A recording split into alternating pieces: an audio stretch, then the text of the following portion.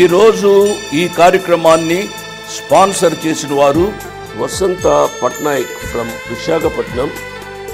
వారి యొక్క ఆరోగ్యం బాగా లేదు, పెరాలసిస్ వచ్చింది. మనందరినీ ప్రార్థించమని వారు మనవి చేస్తున్నారు. ఈరోజు కార్యక్రమాన్ని చూచి అనేకులు రక్షింపబడతారు, బాధలలో ఉన్నవారు ఆదరించబడతారు. దానికి కారణం మీరే. కాబట్టి ప్రభు మిమ్మలను నిండారుగా దీవించును కాక. Praise the Lord. దేవుని నామానికి స్తోత్రం. తమ్ముడు, చెల్లెమ్మ ఎలా ఉన్నారు? బాగున్నారా? మీ జీవితము ఎలా ఉంది? ఏం జీవితం అన్నయ్య? మాదంతా పాతగానే ఉంది, పాత బండి, పాత మొబైల్. మా తల్లిదండ్రులు ఏవి నూతనంగా మాకు ఇప్పియట్లేదు, కాబట్టి అవిటితోనే కొనసాగించాల్సి వస్తుంది. మా స్నేహితుల ముందు అవమానింపబడవలసి వస్తుంది అని చెప్పి బాధపడుతున్నారా? అక్కయ్య, అన్నయ్య, మీరు ఎలా జీవిస్తున్నారు? భార్య భర్తలుగా మీరు అన్నయ్య మీకు కొత్తవేవి కొనియట్లేదు అని చెప్పి బాధపడుతున్నారా? అంకుల్, ఆంటీ, మీ కుమారుడు కుమార్తె మిమ్మల్ని ఎంతగానో వేధిస్తున్నారా? మాకు జీవితాల్లో కొన్ని కొత్తదనము కావాలి, కొత్త కారు, బండి, బైకు, లేకపోతే ఫోన్ అని చెప్పి, ఇల్లు అని చెప్పి మిమ్మల్ని వేధిస్తున్నారా? ఇలాంటి పరిస్థితుల్లో మీరు ఎంతో ఒంటరితనాన్ని అనుభవించుకుంటూ, ఎంతో నిరాశ నిస్పృహలో వండుకుంటూ, ఇలాంటివి మేము ఎవరికి చెప్పుకోవాలని తెలియక, కొంచెమైనా మీ జీవితాల్లో సమాధానం కావాలి అని చెప్పి ఈ సమాధాన సమయం కార్యక్రమాన్ని చూసుకుంటూ మీరు ప్రార్థిస్తున్నారా? మీ బాధ వినడానికి, మీ ప్రార్థనని బలపరచడానికి యేసు అనుచరుల ప్రార్థనా బృందం మీతోని ఉందని మీరు మరవకండి. మీరు ఎల్లప్పుడూ సంతోషంగా, ఆరోగ్యంగా, అతి ముఖ్యంగా మీ జీవితాల్లో మీరు పరిశుద్ధంగా మీరు జీవించాలి అనేదే మా ప్రార్థన. మన జీవితాల్లో ఎప్పుడైనా గమనించారా? నేను చిన్నగా ఉన్నప్పుడు మా నాన్నగారి ఫోను ఇంత పెద్దగా ఉండేది, ఇంత దొడ్డుగా ఉండేది. తరువాత నేను చదువుకునే రోజుల్లో ఫోను ఇంత చిన్నగా అయిపోయింది. ఇవన్నీ కీప్యాడ్, టచ్ ఫోన్. ఇది అంటే మన జీవితాల్లో గమనించాలి. మనము ఫోన్ పాతగా అయిపోతుంది, అది కొత్త ఫోన్ కావాలి. అవునా? అంటే మన ఈ లోకానుసారమైన ఆటల గురించి మనం నూతన పరచబడుతుండాలి. వీ షుడ్ బీ అప్గ్రేడెడ్ మన జీవితాల్లో అనేది మనం ఆలోచిస్తూ వస్తున్నాం. అవునా? చిన్ననాటి నుండే మనం పేచీ కూడా పెడుతుంటాం. యవనస్తులు ప్రత్యేకంగా అలగడము, తినడం మానేయడము, లేకపోతే కోపం వచ్చి ఇంట్లోంచి వెళ్ళిపోవడము అలా చేస్తుంటారు. వాళ్ళకి కొత్త బైక్, కారు, ఫోన్ కానీ బట్టలు కానీ ఇప్పకపోతే వాళ్ళకి ఎంతో కోపం వచ్చేస్తుంది. కానీ ఎందుకు మనం అందరం ఆలోచించండి, ఎందుకు మన హృదయాన్ని నూతన పరచుకోలేకపోతున్నాం? Why are we not becoming a new creation అనేది మనము మర్చిపోతున్నాం. లోకానుసారమైన వాటిల్లో అంతా అప్గ్రేడ్ కావాలి. అవునా? పెద్ద ఫోన్ నుంచి చిన్న ఫోను, చిన్న ఫోన్ నుంచి టచ్ ఫోను, ఇవన్నిట్లో అప్గ్రేడ్ కావాలి. కానీ విశ్వాస జీవితంలో ఎందుకు మనం అప్గ్రేడ్ కాలేకపోతున్నాం? అవే కోపాలు, అవే పగలు, అవే అసూయ, అవే భేదాభిప్రాయాలు పెట్టుకొనే మనం చనిపోయే వరకు జీవిస్తుంటాం. కానీ ఆ చనిపోయే లోపట ఎన్ని ఫోన్లు మనం మార్చుతున్నాం, ఎన్ని నూతనమైన వస్తువుల్ని మన జీవితాల్లో తీసుకొని వస్తున్నాం. కానీ మన జీవితాన్ని మాత్రం నూతన పరచుకోలేకపోతున్నాం. Human wants new things in their life, but they forget to become new creation. మన జీవితాల్లో గమనించాలి, అన్నీ నూతనంగా ఉండాలని మనం ఆలోచిస్తున్నాం. కానీ మనం ఎందుకు నూతనంగా మారాలి అనేది ఎందుకు ఆలోచించలేకపోతుంది? ఎందుకు ఈ లోకానుసారమైన ఆటల గురించి ఎక్కువగా ఎందుకు మనం ప్రాకులాడుతున్నాం? వాక్యంలోకి వెళ్ళే ముందు ప్రార్థన చేసుకుందాం. వీలైన వారందరూ, అతి ముఖ్యంగా యవనస్తులు, నాతో పాటు ఈ ప్రార్థనలో మీరు కూడా మోకరించి ఏకీభవించాలి అనేది నా మనవి. మీరందరూ ఈ ప్రార్థనలో నాతో పాటు మోకరించి ఏకీభవించడం ద్వారా ఏ ప్రార్థన అవసరతల కొరకైతే మేము ప్రాముఖ్యంగా ప్రార్థిస్తున్నామో, మన జీవితాల్లో అద్భుతాలు, స్వస్థతల కోసం మనం ఇక్కడికి అక్కడికి వెళ్ళి ప్రాకులాడే అవసరం లేదు. ఆ ఆయుధాలు మన చేతుల్లోనే ఉన్నాయి. విశ్వాసంగా, పరిశుద్ధంగా జీవించి విశ్వాసముతోని పరిశుద్ధంగా కూడిన ప్రార్థన మనము చేస్తే ఆ అద్భుతాలు మనమే మన ప్రార్థనల వల్ల చేసుకోవచ్చు అని తెలియజేయడం కోసమే ఈ ప్రార్థన అవసరతల్ని ప్రాముఖ్యంగా ప్రార్థిస్తున్నాం. కాబట్టి మీరు ఏకీభవిస్తే వారి జీవితాల్లో అద్భుతాలు, స్వస్థతలు, అతి ముఖ్యంగా వారు విశ్వాసం బలపడటంలో మీరు కూడా పాలుభాగస్తులే అనేది తెలియజేయడం కోసమే. కాబట్టి మనమందరం ప్రార్థన చేసుకుందామా? ప్రేమలు మా తండ్రి, పరిశుద్ధమైన మా ప్రభువా, ఈ కొద్దిపాటి సమయాన్ని మాకు ఇచ్చినందుకు మీకు వేలాది వందనాలు, కృతజ్ఞతలు చెల్లించుకుంటున్నాం. ఈ వారం అంతా మమ్మల్ని కాచి కాపాడిన విధానం కొరకే ఎంతో వందనాలు ప్రభువా.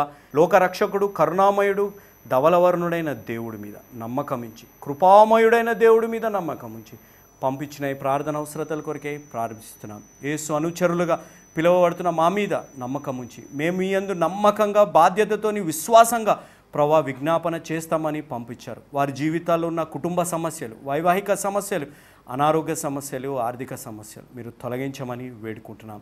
ఈ కష్టాల ద్వారా వారి జీవితాల్లో విశ్వాసం కదిలిపోతే ప్రభువా వారి జీవితాల్లో ధైర్యం లేకుండా భయములో వారు జీవిస్తుంటే ఈరోజు వారి జీవితాల్లో వారి విశ్వాసాన్ని మీరు బలపరచండి. వారి జీవితాన్ని ధైర్యంతో నింపమని వేడుకుంటున్నాం.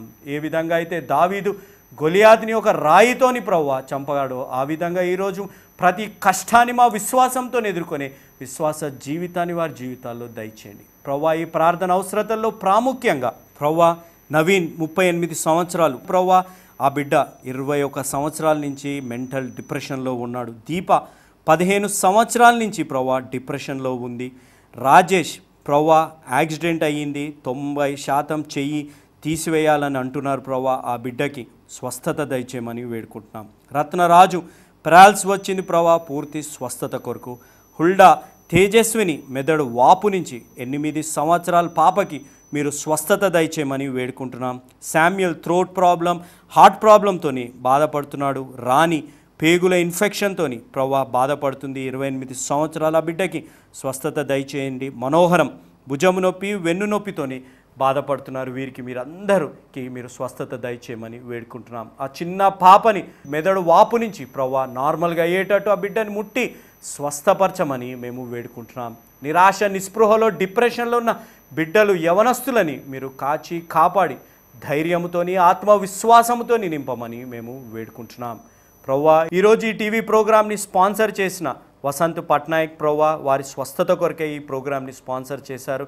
వారిని మీరు స్వస్థపరచండి. పెరాలసిస్, బ్రెయిన్ క్లాట్లై చెయ్యి కాలు పడిపోయింది ప్రభువా, వారికి ముట్టి స్వస్థపరిచి సంపూర్ణ స్వస్థత ఆరోగ్యం దయచేయండి. ప్రభువా వారి కుటుంబ సభ్యుల్లో కామేశ్వరి పట్నాయక్ శాంతకుమార్ గారి సంతానం కొరకే కూడా స్పాన్సర్ చేశారు. వారిని మీరు నిండుగా దీవించి ఆశీర్వదించి సంతానము దయచేయమని వేడుకుంటున్నాం. ప్రభువా ఈ టీవీ ప్రోగ్రామ్ని చూస్తున్న ప్రతి బిడ్డ జీవితంలో ఎలాంటి సమస్యలున్నా మీరు తొలగించమని మేము వేడుకుంటున్నాం. ప్రభువా వీరు ఒక్కరు ఈ టీవీ ప్రోగ్రాంకి స్పాన్సర్ చేయడం ద్వారా కోట్లాది ప్రజలు ఈ వాక్యాన్ని విని రక్షణ పొందే అవకాశాన్ని, భాగ్యాన్ని దయచేసినందుకు ఎంతో వందనాలు. ప్రభువా ఈ ప్రార్థనలో ఏకీభవిస్తున్న ప్రతి బిడ్డని, ఈ ప్రోగ్రాంని చూస్తున్న ప్రతి బిడ్డని కూడా మీరు పేరు పేరున దీవించి ఆశీర్వదించమని వేడుకుంటూ యేసుక్రీస్తు అతి పరిశుద్ధమైన నామం అడిగి వేడుకున్నాం తండ్రి, ఆమెన్. ప్రార్థనలో నాతో పాటు ఆమెన్ చెప్పిన ప్రతి బిడ్డని దేవుడు నిండారుగా దీవించునుగాక. ఈరోజు చిల్డ్రన్స్ డే. పిల్లలందరికీ హ్యాపీ చిల్డ్రన్స్ డే.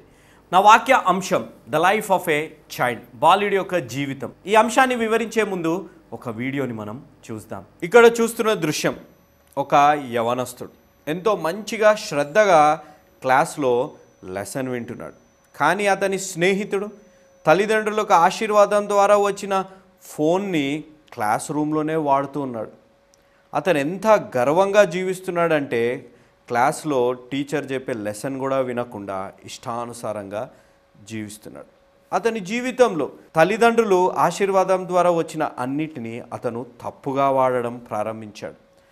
ఇతరులని హేళన చేసుకుంటూ, ఇతరులని ఎత్తిపొడుస్తూ, దొప్పిపొడుస్తూ జీవిస్తూ వస్తున్నాడు. మంచి విద్యార్థి చేతులు ఉన్న ఫోనుని చూసి ఇదొక ఫోనా, నా ఫోను చూడు ఎంత బాగుందో అని చెప్పి అతని ఫోనును తీసుకొని చెత్త డబ్బాలో వేసేశాడు. అంటే అతని జీవితంలో ఒక గర్వం, నా దగ్గర అన్నీ ఉన్నాయి, నీకంటే మంచి జీవితాన్ని నేను జీవిస్తున్నాను అని చెప్పి ఉన్నాడు. అతను ఎంత దిగజారిపోయాడంటే చదువుకునే స్నేహితుల దగ్గరికి వెళ్ళి వారిని చదవకుండా చేసి వారిని బుక్స్ని పడేశాడు. ఎగ్జామ్స్ దగ్గరికి వచ్చాయి. ఎగ్జామ్స్ దగ్గరికి వచ్చినప్పుడు ఈ చెడిపోయిన బాలుడు ఎగ్జామ్స్లో కాపీ కొట్టి పాస్ అయిపోయాడు. కానీ ఆ మంచి బాలుడు, ఆ చెడిపోయిన వాడు వారిని చదవనీయకుండా చేయడం ద్వారా అతనికి తక్కువ మార్క్స్ వచ్చాయి.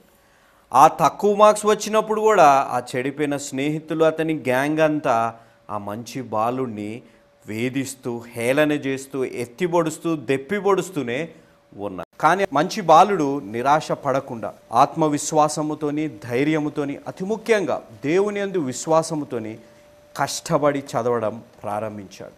కానీ ఆ చెడిపోయిన బాలుడికి లవ్లో పడ్డాడు. క్లాస్కి కూడా రాకుండా తనని కలవడము, రాత్రులంతా చాటింగ్ చేయడము, క్లాస్కి వచ్చిన క్లాస్లో పడుకోవడం లాంటివి చేస్తూ వచ్చాడు. మళ్ళీ ఎగ్జామ్స్ వచ్చాయి. మంచిగా చదువుకునే బాలుడు ఆ ఆత్మవిశ్వాసముతోని ధైర్యముతోని ఎగ్జామ్స్ వ్రాసాడు. దేవుడు అతనిపై కృప చూపెట్టి ఆ స్కూల్లోనే అత్యున్నతమైన మార్క్స్లో పాస్ అయ్యాడు. కానీ ఆ చెడిపోయిన బాలుడు మళ్ళీ కాపీ కొట్టడానికి ప్రయత్నించినప్పుడు అతనిని పట్టుకొని బయటకి వేసేశారు.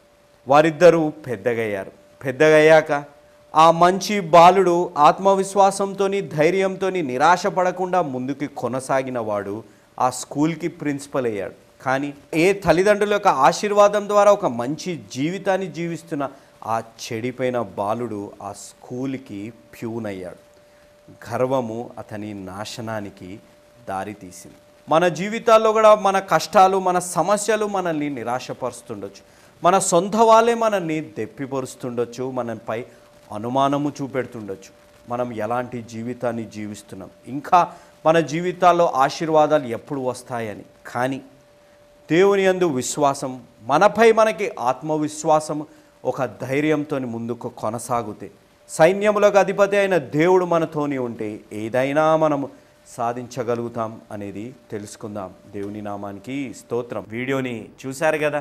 ఈ వీడియోలో ఒక బాలుడు స్కూల్లో ఎంతో మంచిగా క్రమశిక్షణగా చదువుతున్న బాలుడు, కానీ తోటి విద్యార్థి సరిగ్గా చదవట్లేదు. ఎంతో గర్వము అతని జీవితాల్లో ఉంది. అతని దగ్గర ఉన్న ఫోన్ని పట్టుకొని క్లాస్ రూమ్లోనే గేమ్స్ ఆడుకుంటూ ఉన్నాడు. కానీ అతని జీవితంలో అతని జీవిత విధానం, తల్లిదండ్రుల ఆశీర్వాదం బట్టి అతనికి వచ్చిన వస్తువులతో చూసి గర్వపడి ఇష్టానుసారంగా జీవిస్తున్నాడు. అతను ఎంత స్థాయికి దిగజారిపోయాడంటే ఆ మంచి బాలుడి దగ్గరికి వెళ్ళి అతని ఫోన్ని చూసి ఎగతాళి చేసుకుంటూ అతను సరిగ్గా చదవకుండా చేసేటట్టు అతను చేశాడు. అంటే అతనిని ఆటబట్టిస్తూ అతన్ని ఎత్తుపోస్తూ ఉన్నాడు. నీ దగ్గర ఇలాంటి ఫోన్ ఉందా, నా దగ్గర చూడు ఎంత మంచి ఫోన్ ఉంది, ఎప్పుడు చూడు మీరు చదువుకుంటూనే ఉంటారా, చదువే కాదు లోకం, ఇంకా వేరేది కూడా లోకం ఉందని చెప్పి ఎగుతాలు చేసుకుంటూ అతన్ని డిస్టర్బ్ చేసుకుంటూ వస్తున్నాడు.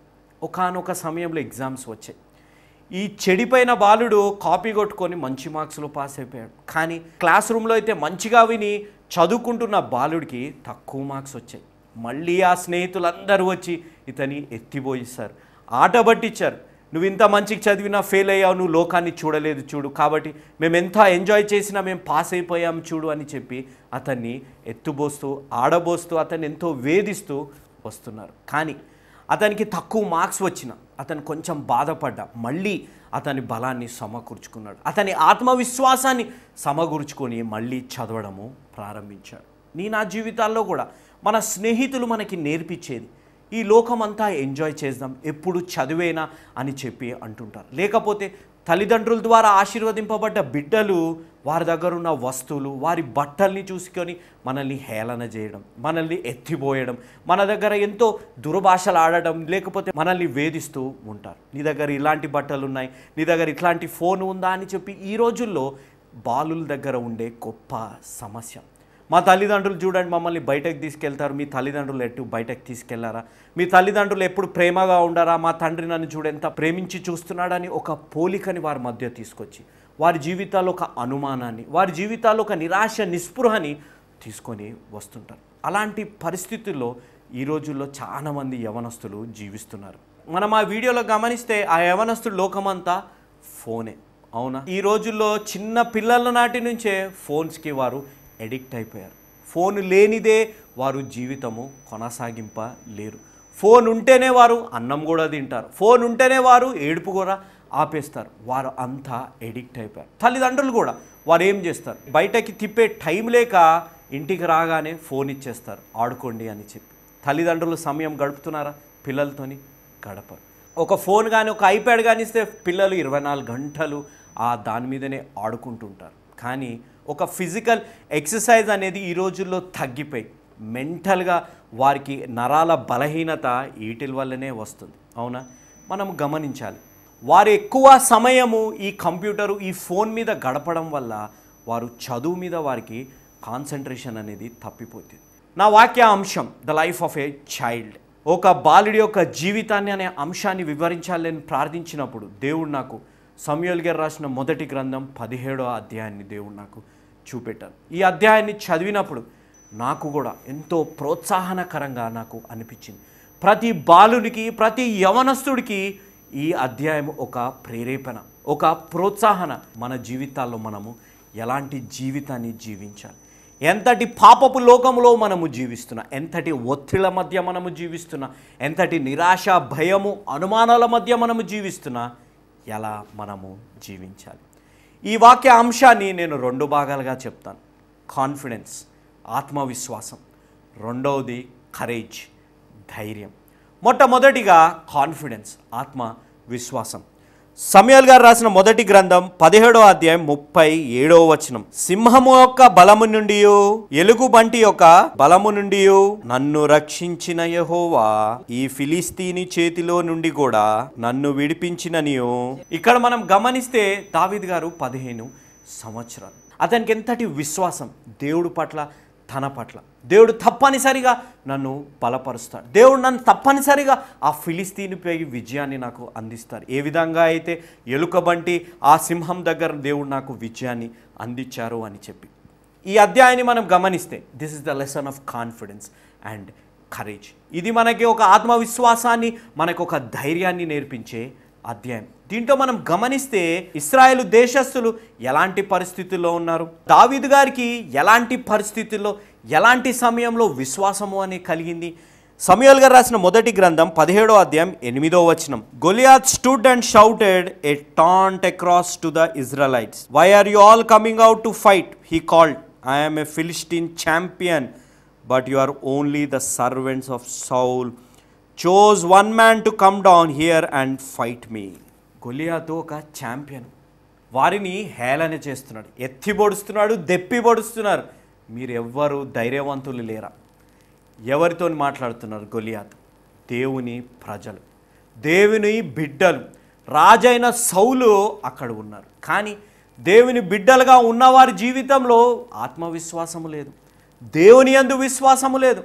వారందరూ భయపడుకుంటూ ఉన్నారు. అలాంటి పరిస్థితిలో ఒక గొర్రెల కాపరి, చిన్న బాలుడైన దావీదు గారు వచ్చి విశ్వాసాన్ని చూపెట్టారు. ఏ విధంగా అయితే సింహంపై, ఎలుకబంటిపై దేవుడు నాకు గెలుపుని ఇచ్చాడు, అదేవిధంగా ఈ ఫిలిస్తీనుపై నాకు దేవుడు గెలుపునిస్తాడు అనే విశ్వాసం, అతను ఆత్మవిశ్వాసము కలిగి జీవించారు. నాతో పాటు సమూయేలు గారు రాసిన మొదటి గ్రంథం 17వ అధ్యాయం 26వ వచనం. దావీదు జీవము గల దేవుని సైన్యములను తిరస్కరించుటకు ఈ సున్నతి లేని ఫిలిస్తీయుడు ఎంతటి వాడు, వాని చంపి ఇశ్రాయేలీయుల నుండి ఈ నింద తొలగించిన వానికి బహుమతి ఏమని తన వద్ద నిలిచిన వారిని అడుగగా. మనం ఇక్కడ గమనిస్తే మన జీవితాలు ఏదైనా అపాయం ఉంది, ఏదైనా పెద్ద బాధ, కష్టం ఉంది అనుకోండి, మనం అడుగుతామా? ఈ కష్టాన్ని జయిస్తే ఏ బహుమతి నాకు వస్తుందని మనం అడుగుతామా? అడగము. అంత ధైర్యము కూడా మనం చేయము. దేవుని పట్ల అయితే అసలే అంత విశ్వాసము కూడా మనము చూపెట్టాం. కానీ ఒక బాలుడు 15 సంవత్సరాలు, ఇశ్రాయేలు సైన్యం, బలమైన ఇశ్రాయేలు సైన్యం అంతా భయపడుతూ ఉంది. కానీ బాలుడు వచ్చి ఇతనిని హతమారుస్తే ఏంటిది బహుమతి అనే విశ్వాసాన్ని, ధైర్యాన్ని అక్కడ చూపెట్టాడు. మన జీవితాల్లో కూడా మనం గమనిస్తే మన జీవితాలు, సొంత తోబుట్టులు, సొంత స్నేహితులు, బంధుమిత్రుల దగ్గర మనకి ఎంతో ఎత్తిపొడిచే మాటలు మన జీవితాల్లో ఉంటాయి. అవునా, వీడేంటిది ఇలాంటి బట్టలు వేసుకుంటున్నాడు, వీడేంటి ఇలాంటి వస్తువుల్లో తిరుగుతున్నారు, ఇన్ని సంవత్సరాలైనా వీడు ఇంకా అదే బండి వాడుతున్నాడు, పెళ్ళై ఇన్ని సంవత్సరాలైనా మా దగ్గర కారు ఉంది కానీ వీడి దగ్గర ఏంటిది ఇలాంటిదే ఉంది అని చెప్పుకుంటూ చాలామందిని ఎత్తి పొడుస్తుంటారు, దెప్పి పొడుస్తుంటారు, మనల్ని హేళన చేసుకుంటూ, చిన్న చూపు చూసుకుంటూ మాట్లాడుతుంటారు. కానీ మన జీవితాల్లో ఎలాంటి పరిస్థితుల్లో మనము జీవిస్తున్నా, విశ్వాసం దేవుడి పట్ల మనం కలిగి జీవిస్తున్నామా? ఆత్మవిశ్వాసము కలిగి మనము జీవిస్తున్నామా? దేవుడు నన్ను తప్పనిసరిగా ఈ అపాయాన్ని నుంచి నన్ను కాపాడుతాడు, దెప్పి పొడిసే ఆ గొలియాతు లాంటి కష్టం నుంచి దేవుడు నన్ను కాపాడుతాడు అనే విశ్వాసము మన జీవితాల్లో ఉందా? మనం మాత్రం అలా జీవించమే. కష్టము, బాధ, అనారోగ్యము, ఆర్థిక సమస్య అనగానే ఒక ప్రార్థనతోనే అన్నీ తొలగిపోవాలి. ఎందుకు? ఇలాంటి కష్టము వచ్చినప్పుడు నాకు విశ్వాసము నాకు ఇవ్వండి దేవా అని ఎందుకు మనము ప్రార్థించలేకపోతున్నాం? ఎందుకు మనం గొలియాతు లాంటి కష్టము వచ్చినప్పుడు ఆత్మవిశ్వాసము కలిగి ముందుకు కొనసాగింపలేకపోతున్నాం? ఎందుకు మనం దేవుణ్ణి అడగలేకపోతున్నాం? దేవా, విశ్వాసంతో నేను గెలిస్తే నాకు ఏంటిది బహుమతి అని? ఇశ్రాయేలు దేశస్తులను మనం గమనిస్తే ఐగుప్తు దేశం నుంచి వచ్చినప్పుడు ఎక్కడికి వెళ్ళారు? వాగ్దానపు దేశానికి వారు వెళ్ళారు. దాంట్లో ఆత్మవిశ్వాసాన్ని కోల్పోయి విశ్వాసము దేవుడి పట్ల చూపెట్టని వారు ఆ వాగ్దాన దేశంలో అడుగు కూడా పెట్టలేదు. కానీ మన జీవితాల్లో ఆ వాగ్దానపు దేశానికి పరలోకంలో మనం వెళ్ళాలి అంటే దేవునిపై విశ్వాసము చూపెట్టాలి. మనలో ముందుగా ఆత్మవిశ్వాసం మనకి కలిగి ఉండాలి. తప్పనిసరిగా దేవుడు నాకు ఈ కష్టాన్ని ఎదుర్కొనే విశ్వాస జీవితాన్ని ఇస్తాడు, తప్పనిసరిగా దేవుడు ఈ అనారోగ్యంలో దేవుడు నన్ను స్వస్థపరుస్తాడనే విశ్వాసము ఎందుకు మన జీవితాల్లో లేకుండా పోతుంది అనేది మనము గమనించాలి. ఎందుకు మనం ఇశ్రాయేలు దేశస్తుల వలె జీవిస్తున్నాం? మనము కానీ గమనిస్తే సమూయేలు గారు రాసిన మొదటి గ్రంథం 17వ అధ్యాయం 11వ వచనం, సౌలును ఇశ్రాయేలీయులు అందరూ ఆ ఫిలిస్తీని యొక్క మాటలు విని బహుభీతులైరి.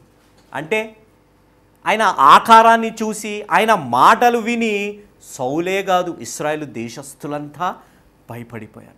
ఎందుకు ఇశ్రాయేలు దేశస్తులు మర్చిపోయారు? ఐగుప్తు దేశం లాంటి దేశాన్ని నుంచి దేవుడు నన్ను కాపాడాడే, ఎర్ర సముద్రాన్ని చీల్చిన దేవుడు నన్ను కాపాడుతాడే, సూర్యుడిని ఆపిన దేవుడు నన్ను కాపాడుతాడే అనేది ఎందుకు ఇశ్రాయేలు దేశస్తులు మర్చిపోయారు? ఒక ఆకారాన్ని చూసి వారు భయపడిపోయారు. కానీ అంత ఆజానుభావుడైన Goliath, the champion Goliath was defeated with a small stone. ఒక చిన్న రాయితోని ఆ గొలియాతు హతమర్చబడ్డాడు. ఆ రాయే యేసు ప్రభు. మన జీవితాల్లో యేసు ప్రభు ఉంటే ప్రతి కష్టానికి ప్రతి బాధకి ఒక చిన్న రాయితోనే మనము వీటిని జయించగలుగుతాము అనేది గుర్తుపెట్టుకోవాలి. మన జీవితాల్లో మనము చేసే తప్పు, fear comes by sight not by faith.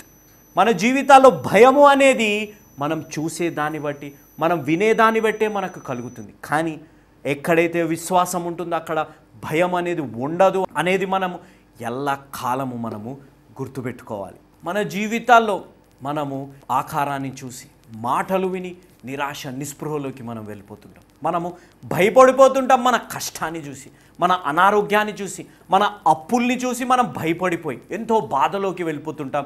ఆత్మవిశ్వాసాన్నే కాదు దేవుడిపై విశ్వాసాన్ని కూడా మనము కోల్పోతుంటాం. ఎందుకు? Irrespective of any situation, why are we not having the confidence in our God అనేది గుర్తుపెట్టుకోవాలి. ఎందుకు? ఎలాంటి పరిస్థితుల్లో మనము జీవించిన నా దేవుడు బలమైన దేవుడు, సూర్యుడిని ఆపిన దేవుడు, ఎర్ర సముద్రాన్ని చీల్చిన దేవుడు తప్పనిసరిగా నన్ను కాపాడతాడు. ఏ విధంగా అయితే దావీదు గారు ఒక చిన్న బాలుడికి ఆత్మవిశ్వాసం, దేవునిపై విశ్వాసం ఉందో ఈరోజు నా జీవితాల్లో కూడా అలాంటి విశ్వాసము మన జీవితాల్లో రావాలి. మన జీవితాల్లో గొలియాత్ లాంటి వారు మనల్ని నిరాశపరచవచ్చు. మన జీవితాల్లో మన సొంత తోబుట్టులు మనల్ని నిరాశపరచవచ్చు. మన జీవితాల్లో సౌలు లాంటి వ్యక్తులు మనపై అనుమానాన్ని చూపెట్టవచ్చు.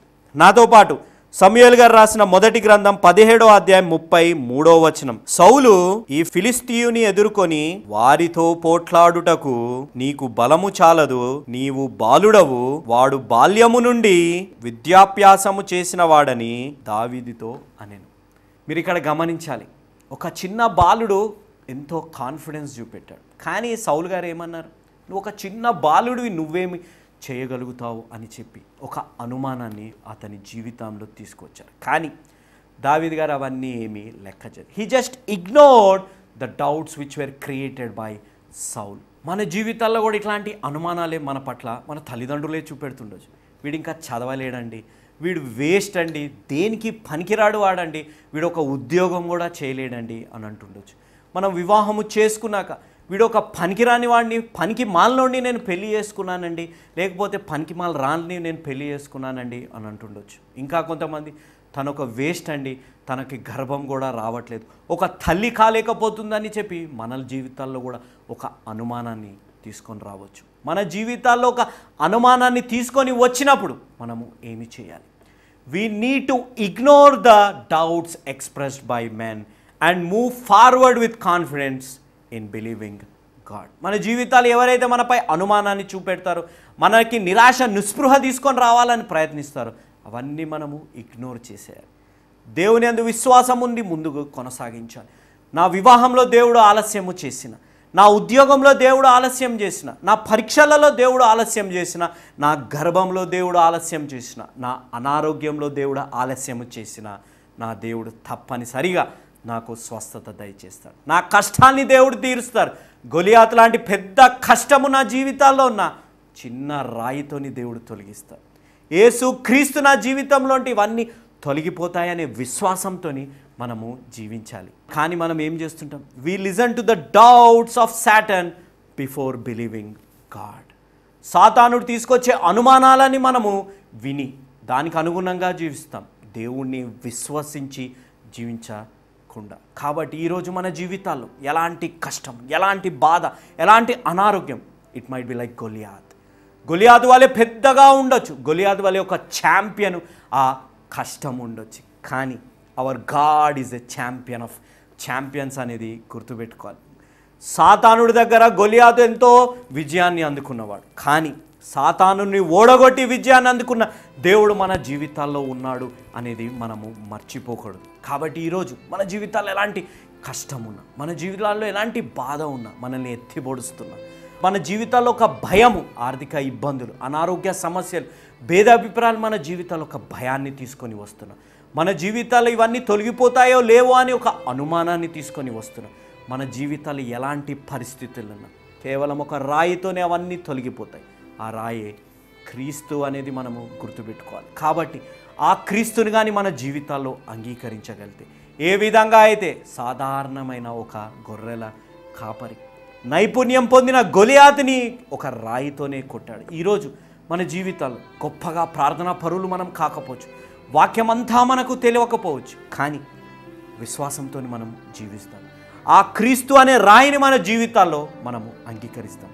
ఇదే అనుకూల సమయం, ఇదే రక్షణ దినం. ఈరోజు కానీ మన పాపాన్ని మనం ఒప్పుకుంటే, దేవుణ్ణి మన సొంత రక్షకునిగా మనము అంగీకరించగలిగితే, గొలియాతు లాంటి ఎన్ని కష్టాలు మనం జీవితాల్లో వచ్చినా విశ్వాసంతో మనము అవన్నీ జయించగలుగుతాం. దావీదు గారు ఒక చిన్న బాలుడు. ప్రతి బాలుడు, ప్రతి యవనస్తుడు, ప్రతి వారికి నేను చెప్పేది, మన జీవితాల్లో ఎలాంటి కష్టాలున్నా యవన కాలము నుండే మనం విశ్వాసంలో ఎదగాలి. చిన్ననాటి నుండే మనము భయభక్తుల్లో పెరగాలి. దేవుని యందు విశ్వాసం కలిగి ఆత్మవిశ్వాసంతో మనము జీవించాలి. ఈరోజు బ్రదర్, నా కుమారుడికి, నా కుమార్తెకి, అన్నయ్య నేను ఒక చిన్న బాలుని, నా జీవితంలో అలాంటి విశ్వాసం కావాలని నేను కోరుకుంటున్నాను అన్నయ్య అనేవారు ఈరోజు మన జీవితాల్లో ఒక్కటి గుర్తుపెట్టుకోవాలి, confidence is the ultimate power of Jesus Christ. విశ్వాసము అనేది దేవుడి దగ్గర ఉన్న అత్యున్నతమైన ఆయుధం.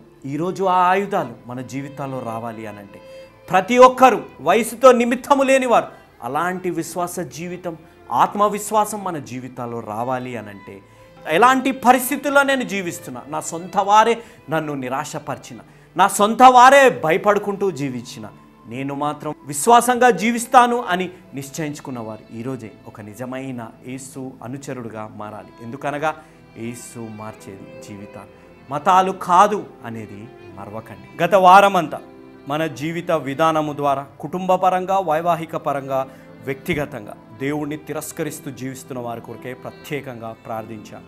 దేవుడు మా ప్రార్థనని ఆలకించినందుకు దేవుడికి ఎంతో వందనాలు, కృతజ్ఞతలు మేము చెల్లించుకుంటున్నాం. వచ్చే వారమంతా మన జీవితాల్లో ఉన్న పిల్లలు, యవనస్తులు, పెద్దవారైనా నిరాశ నిస్పృహలో జీవించుకుంటూ, భయంలో జీవించుకుంటూ, ఒక అనుమానంలో జీవించుకుంటూ, నేను ఇంకా సెటిల్ కానేమో, నాకు వివాహము జరగదేమో, నాకు సంతానం కలగదేమో, నాకు స్వస్థత కలగదేమో అని బాధపడుతున్న వారి కొరకై ప్రత్యేకంగా ప్రార్థిస్తాం. మన ప్రతి కష్టానికి క్రీస్తే జవాబు అనేది వారికి తెలియజేయాలి. కాబట్టి మీ జీవితాల్లో ఉన్న ప్రతి కష్టాన్ని ఈ కింద ఉన్న ఫోన్ నెంబర్లకి పంపిమని నా మనవి.